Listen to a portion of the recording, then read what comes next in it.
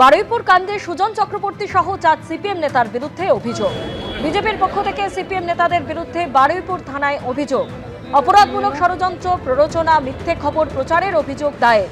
Sujan Chakraborty, লাহেক Ali, Mona Lisa Sinha সহ 4 জনের বিরুদ্ধে অভিযোগ।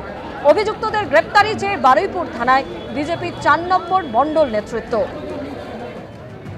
আইসির সঙ্গে বড় কথা বলে লাহেক আলী, সুজন চক্রবর্তী, মোনালিসা, সাইফুদ্দিন প্রত্যেকের বিরুদ্ধে আমরা এফআইআর করেছি এবং এদেরকে দৃষ্টান্তমূলক শাস্তি দেওয়া হয়। কারণ এরাই কিন্তু সিপিএমের নেতাগুলোই সোশ্যাল মিডিয়া বলুন প্রত্যেকটা জায়গায় প্ররোচনা দিয়ে পুরো বারুইপুরের মাটিটাকে একদম পুরস্কারমূলক করে বারবার দাঙ্গা বাঁধানোর চেষ্টা করছে। ধর্ষণ এবং খুনের ঘটনাকে কেন্দ্র করে বারুইপুরে সম্পূর্ণভাবে ল অ্যান্ড অর্ডার যারা ভাঙলো, পুলিশের গাড়ি জ্বালালো, একটা পুলিশ ক্যাম্প পুরো ভেঙে গুড়িয়ে দেওয়া হলো, রেল লাইন অবরোধ হলো এবং পিটিয়ে মারা হলো একজন নিরপরাধ মানুষকে। আমরা নিরপরাধ বলছি তার কারণ আজকে সেই মৃতার পরিবার সেই ব্যক্তিকে ক্লিন চিট দিয়ে গেছেন মুখ্যমন্ত্রীর কাছে।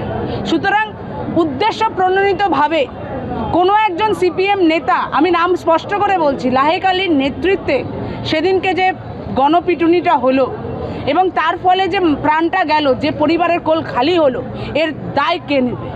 এর দায় সিপিএমকে নিতে হবে। বিজেপির হতাশার প্রতিফলন স্পষ্ট হচ্ছে। কোনো সন্দেহ নেই যে ওরা ভয় পেয়ে যাচ্ছে, তাই ভয় দেখানোর প্রয়াস নিচ্ছে। এটা বিজেপির ভুলভাল প্রচেষ্টা বলে আমি মনে করি। আর এটা তো সবাই জানেন, আমাদের সমস্ত কর্মীরা আক্রান্ত হয়েছে, মামলা খেয়েছে। আমি বিজেপি সরকার আসার আগে তো তৃণমূলের আমলে তো নানান অভিযোগ আমার বিরুদ্ধে এফআইআর টেফআইআর করেছে।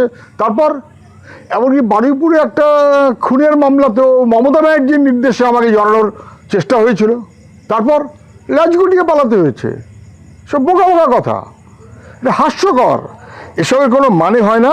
অনেকবার ফাঁসাতে চেয়েছে, আরও যদি ফাঁসাতে চাইবে, কিন্তু মানুষ বুঝবে যে কি দুর্দশায় পড়েছে বিজেপি। একেবারে তৃণমূলের জুতোতেই পাগলিয়ে যে বিজেপি চলতে চাইছে, সেটা আরও একবার স্পষ্ট হবে।